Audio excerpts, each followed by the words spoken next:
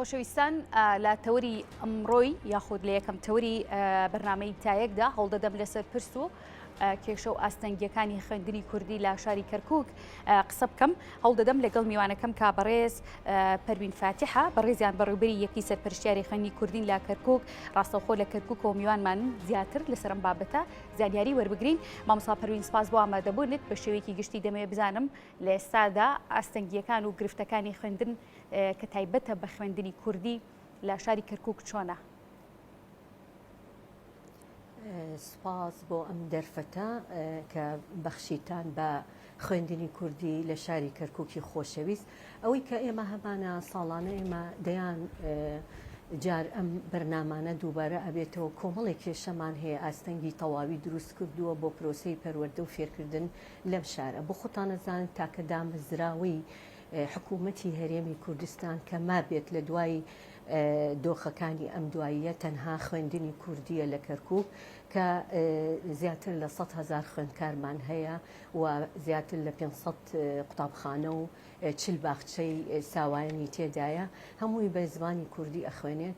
بەڵام لێرە ئێمە کێشەمان زۆرە. یەکێک لەو کێشانە کە لە ئێستادا کە بەڕۆکمانەگرا ساڵانە دووبارە ئەبێتەوە لەسەر ئاستی کەرکووک ئەوەیە کێشەی تاقیکردنەوەکانمان لەبەروی تاقیکردنەوەکانمان حکوومەتی عێراقی هەڵەستێپێی و منهەجەکەشمان منهەجی خوێندنمان ئەو منهەجەیە کە حکوومەتی هەرێمی کوردستان لە شارەکانی کوردستان تیا خوێنێت. ئەمە یعنی بووە بە دوو بەش و لەلایەکەوە حکوومەتێک پرسیارەکانی دەرەکا وەزارەتێک پرسیارەکانی دەرەکا و لەلایە تریشەوە منهەجەکەشی سەر بە هەرێمێکی ترە کە هەرێمی کوردستانە. لێرە یعنی ساڵانە ئێمە باجەکە ئەدەینەوە ئەویش زەرمەندی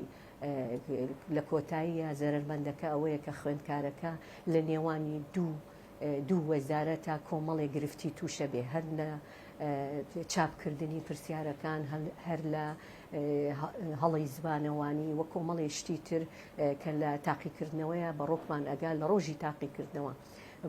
لەگەڵەوەی ئەمە کێشەیەکی زۆر گەورەیە. کێشەی ترمان هەیە ساڵانە دەرەجاتی وەزیفیدی بۆ شاری کەرکووک ئەو دەرەجاتە کە پشکی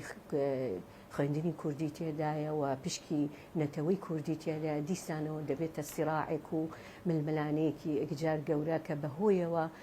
ئێمە تووشی ئەوە بین کە خوێندکارەکانمان بێبەشە بن لە دامەزراندن. بۆ خۆتانی شەزانن دامەزراندن مافێکی سروشتی خوێندکارە کاتێکە ڕەنجی چەندەها ساڵی لە کۆتاییدا بمەزرێ ئەمەش دیسانەوە کێشەی دروست کردووە کە نەتەوەکانی تر پشکی باشیان بەرەکەوێ و لە کەرکووک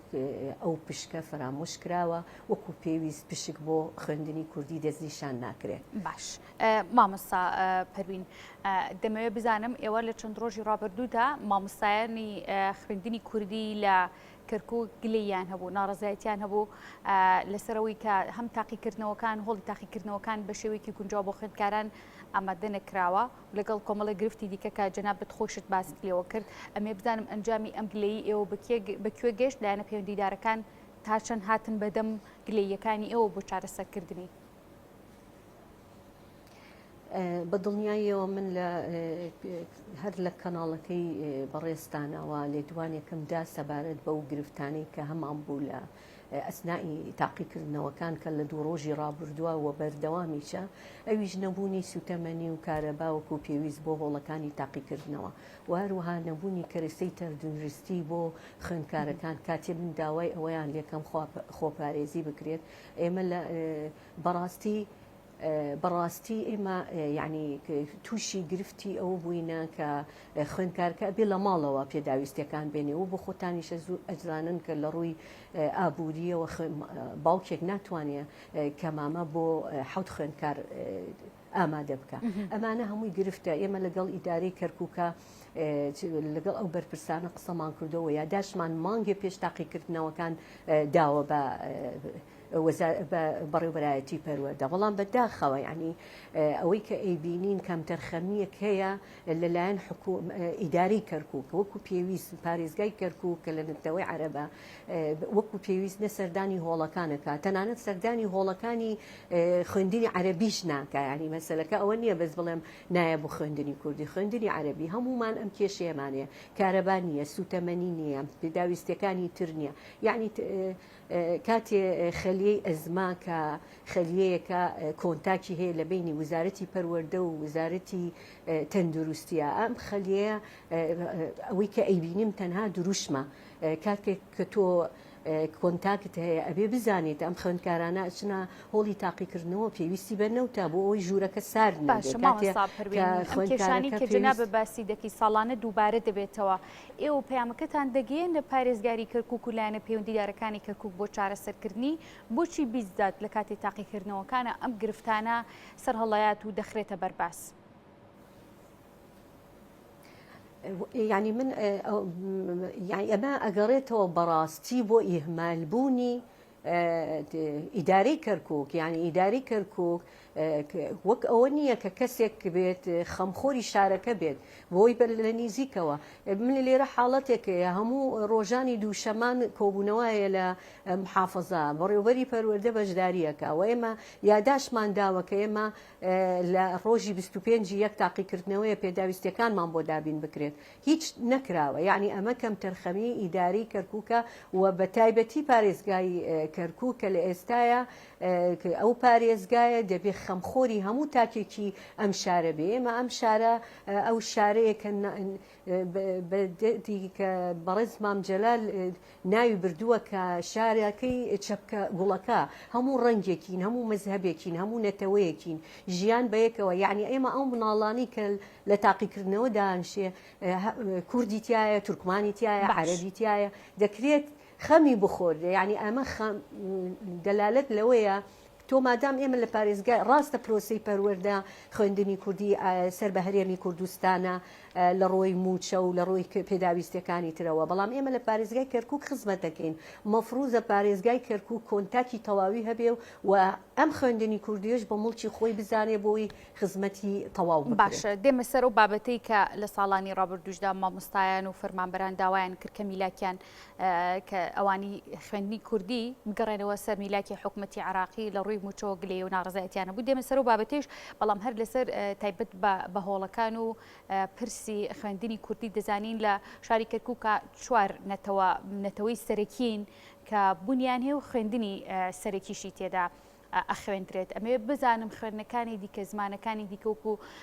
عەرەب و تورکمانەکان و سریانەکانیش ئەمانی ژەمان گرفتی ئێوەیان هەیە لە کاتێکا کە ئەزانین لە کەرکووکە لێپرسراوی کورد هەیە و سەرپەرشتیاری پەروەردەی کوردی زمانی کوردی لە کەرکووک کووردە بۆچی گرفتەکان چارەسەر ناکرێت عەرەب و تورکمانەکانیش هەمان گرفتی خوێنی کوردیان هەیە من ئەمەوێ ڕوونکردنەوەیکی تەواویت بدەمێ سەبارەت بە دابەشکردنی نەوت قوتابخانەکانی خوێندنی عەرەبی و تورکمانی و کوردیش بە هەمان شێوەیە یعنی ئەوە نییە بڵێن مەسەلەن ئەم خوێندنە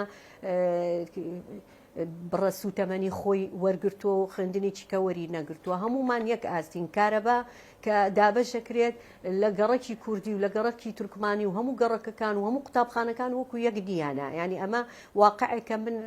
ئەمەوێ ینی ئیدارەی کەرکووک ئیدارەیەکی سەقەتە یعنی کار بە سیستەم و بەرنامە ناکە یعنی بیر لەوە ناکاتەوە تاقیکردنەوە هەیە لە شارەکە ئەبێ تۆ ئەم مانگە خۆت ئامادە بکەی بۆ ئەم تاقیکردنەوە لەم ڕۆوە بەس لە بابەتی ترە بڵێ فەرق و جیاوازی هەیە تۆ وەکو باس لەواکەی بەڕێوەبەری خوێندنی کوردی کووردە لە نەتەوەی کووردە و سەرپەرشتی خوێندنی کوردیەکە بەڵام لە دوور لە نزیک هیچ شتێک بەدەست ئەو نییە بتوانێت لەگەڵ دراسی عەرەبیە مافەکانی خوێندنی کوردی وەرگێ ئەو بەڕێوبەرە لەسەر هەرێمی کوردستان لە حکوومەتی هەرێمی کوردستان بەڕێوبەری خوێندنی کوردیە لێرە لە سەر حکوومەتی عێراق مەسئولی بەشێکە واتە مەسئولی قسمێکە ئەو مەسئول قسمە حاڵی حاڵ هەر مەسئول قسمێکی تر بۆ داخوازیەکانی وەکو پێویست ناگاتە بەڕێوبەری گشتی بۆیە حەزەکەم ئەوە لێرە عرض بکەم کە بەڕاستی سیستەمی بەڕێوەبردن لەو شارە سیستەمێکی سەقەتە یعنی تۆ ئەگەر ڕەنگە ئێستا پارێزگار نەزانێت تاقیکردنەوە هەیە لە شارەکەیە یعنی سیستەمەکە بە سیستەمێکی زۆر نافەرمی ئەڕوا بۆیە ئێمە گەورەترین کێشەمان ئەوەیە لە شتەکانی ترایسەر نەوت و کارەبامان وەکیەکە هەموو نەتەوەکان بەڵام لە دامەزراندنە پشکی شێر هەموو جارێ بۆ نەتەوەی عەرەبە یعنی تۆ دێ مەسەلەن بۆ نمونەیەکی زۆر زۆر بەسیط کە ئێستا لە ئارایە 10,000 گرێبەست هات بۆ وانەبێژەکان لەسەر بەغا ئێمە خوێندنی کوردی بە 1000 ململانە و سەردانی سەرۆ کۆمار و سەردانی بەرپرسەکانی خۆمان لە شاری کەرکووک بە زەخت توانیمان لەو 10,000 تەنها 1025 وانە بێژ بکەین بە گرێبەست یعنی سێرکە لەو ژمارە بەرچاوە ژمارێکی کەم درا بە نەتەوەی کورد ئەمە خۆی بۆ خۆی گومانەکە لێرە بە عەدالەت مافەکان پرسیارم لەسەر بابەتەکە زۆرە دەمەوێت فریای زۆرترین پرسیار کەم ئەگەر هەمووشی ئاراسی جەنابەت نەکەم ئەمێ بزانم کە لە ئێستادا خێزانە کوردەکان بەهۆی ئەم گرفتانەوە ئەم بارگرانیانەوە کە بۆ هەم خێزانی خوێندکارەکان دروست دەبێت و ئەم لۆدە زۆریشی کە لە ناو خوێندنگاکانە هەیە و ئێوە جەنابتان باسی لێو دەکەن بۆتە هۆی ئەوەی کە خێزانە کوردەکان منداڵەکانیان دوور بخەنەوە لە خوێندنی کوردی؟ نا بەو شێوەیە نییە بۆ خۆتەزانی سیستەمی خوێندن حەزە ئارەزووە من حەزەکەم بە لغەی عەرەبی بخوێنم هەیە حەزەکە بە لغەی ئینگلیزی بخوێنێ بۆ خۆتان شارەکانی کوردستان بینیوتانە ئەوەندەی خەڵک لە سیستەمی ئەمریکی و لە سیستەمی بەریتانی و سیستەمەکانی تر ئەخوێنێ ئەوەندە لە زبانی کوردی ناخوێنە من بۆ ئەوە نایگەڕێنمەوە کە بنسەلەن بڵێم وڵا دیراسەی کوردی ساڵانە یەکەمەکانی لە دیراسی عەرەبی زۆرترە ئەم ساڵ 52 کەسمان لە یەکەم و دووەم و سێهەم بووە بەو شێوەیە نییە بەڵام ئەمڕۆ خەڵک وشیارە خەڵکە ئازادە چی لغەیەک هەڵە بژێرێت باشە واتە خێزانی کوردی هەیە کە منداڵەکانیان بەڕێژەی زۆری لەبەروی ئاگدارم کە بەشێک لە خێزانە کوردەکان منداڵەکانیان خەنە ناو خوێندنگە عەرەبیەکانەوە بەڵام ئەم ڕێژەیە زۆرە مەترسیە بۆ خوێندنی کوردی هەیە بڵێ هەیە یعنی هەشە لە عەرەبی و دێتە کوردی لەو بابەتەمان هەیە بەڵام بەو ڕێژێ نییە کە ترسناک بێ کە بگاتەوەی کە بڵێ وەڵا خوێندنگا کوردیەکان چۆڵ بووە من قوتابخانەم هەیە لە گەڕەکی پەنجاعەلی زیاتر لە 1200 خوێندکار لە یەک قوتابخانە ئەخوێنێت باشە ئەمما مەستا سەبارەت بەوەی کە باسیشت لەوە کرد لە ساڵانی ڕابردوو بە دیاریکراوی ساڵی 2019 بوو زۆر جەخت لەمە ئەکرایەوە و دواتریش ئەم پرسیار هەبوو کە مامۆستایان و فەرمانبەرانی خوێندنی کوردی لە کەرکووک داوایانە کرد کە میلاکیان بگەڕێتەوە سەر حکوومەتی عێراقی لەبەرەوەی موچیان بەپێی پێویست نەبوو خزمەتیان بەپێی پێویست نەبوو ئەم پرسە بەکوێ گەیشت چۆن چارەسەری گرفتی مامۆستایان و فەرمانبەران کراوە لە خوێندنی کوردیدا ئەگەر بێ ئەو پرسە باز بکەینەوە ئێستاش ئەگەر بێم داخوازیەکی مامۆستایان بەرزکەمەوە بە هەمان شێوە داوای ئەوە ئەکەن بخرێنە سەر وەزارەتی پەروەردەی عێراق هۆکارەکەشی بۆ ئەوە ئەگەڕێتەوە ئەو فەرمانبەرەی ئەو مامۆستایی کە لە کەرکووک ئەژێت و کە خزمەتی خوێندنی کوردی ئەکات هیچ امتیازاتێکی نییە لە حکوومەتی عێراقی تەنانەت مافی ئەوەی نییە وەکو هاوڵاتیەک داوای قەرزێکی بچوو بکە داوای عقاری بکە ینی کۆمەڵی شت لی مەحرومە بۆیە ینی تۆ پتێ و نەتەوێت کەرکووک ئێستا پارێزگایەکە وەکو پارێزگاکانی تری عێراق تەعاملی لەگەڵکرێت ینی ناکرێت من خۆم لێرە خزمەتی کەرکووکەم بەڵام موچەم لەسەر هەرێمی کوردستان بێ ئەوە مافێکی طبیعی و ئاسایی خۆیانە ئەگەر داوا بکەن و حکوومەتی عێراقیش وە من هەر لێرەشەوە داوا لە پەرلەمانتارەکانی ئەم جارەی کەرکووکەکەم کە ئەبێ ئەو کەیسە بە هەند وەرگرن ناکرێ حتا یعنی منهەجیش ناکرێ ئەم منهەجە لەسەر هەرێم بێت و تاقیکردنەوە لەسەر گرفتی مامۆستا لە خوێندنی کوردی مامۆستا پەروین وەکو چی گرفتەکە یعنی بە دیاریکراوە ئەگەر مامۆستا کەم بێت لە خوێندنی کوردیدا گرفت بۆ بابەتانە دروست بە تایبەتی لە زمانی کوردیدا بۆ خوێندنگە کوردیەکان مامۆستا کەمە بەڵێ بە دڵنیاییەوە ئێمە لە ساڵانی 2010 بە دواوە حکوومەتی هەرێمی کوردستان بۆ خۆتان نەزانن دامەزراندنی نەکردووە بۆ خوێندنی کوردی چەند عەقدێکمان وەرگرتووە لە حکوومەتی هەرێمی کوردستان ئەم عەقدانش کە بە ململانیە و بە شەڕ وەرمانگرتووە 1025 کەسە ئەمانە ئێمەی بردووە بەڕێوە لە ئێستاشا زیاتر لە 400 وانەبێژ لەسەر حکوومەتی هەرێمی کوردستان ئێستا فەرمانی بۆ دەرچووە و دەوامەکەن یعنی ئەگەبێت ئەو وانەبێژانە بڕەموچەکەیان بۆ دابین نەکرێ واز بێنن بەڵێ کارەساتە زیاتر لە 400 بۆ 500 مامۆستا شوێنەکانی بەتاڵی ئەمێنێتەوە. باشە مامۆستا دەبێت لەسەر پرسی تایبەت بە بەڕێوەبەرایەتی گشتی خوێندن هەوڵ دراوە یاخود ئەم سیستمە لە کەرکووکە چۆن پەیڕەو دەکرێت بەڕێوەبەرایەتی گشتی هەیە خوێندنی کوردی لە شاری کەرکووکە؟ سەبارەت بەو کەیسە بەڕێوەبەرایەتی گشتی پەروەردەی کەرکووک سەر بە ناوەند کە هەموو دیراسەکانی تایە بە کوردی و بە عەرەبی و بە تورکمانیەوە ئەوە مدیری تربیەکەی لە نەتەوەی عەرەبە ئەوە هەیە هەر بەس ئێمە وەکو خوێندنی کوردی تا ئێستا حکوومەتی هەرێمی کوردستان تەعاملی قەزایەکمان لەگەڵاکات یعنی ئێمە بەڕێوەبەری مامۆستا شێرزاد بەڕێوەبەری گشتی نییە بەڕێوەبەری قسمێکە لە خوێندنی کوردی لە کەرکووک یعنی بەڕێوەبەری گشتی واتە تەعاملی شارێکت لەگەڵەکرێ بەڵام بەڕێوەبەری قەزایە مامۆستا کە ببێت بەڕێوەبەرایەتی گشتی هەبێ خوێندنی کوردی وەکو پارێزگاکانی دیکەی عێراق و هەرێمی کوردستان.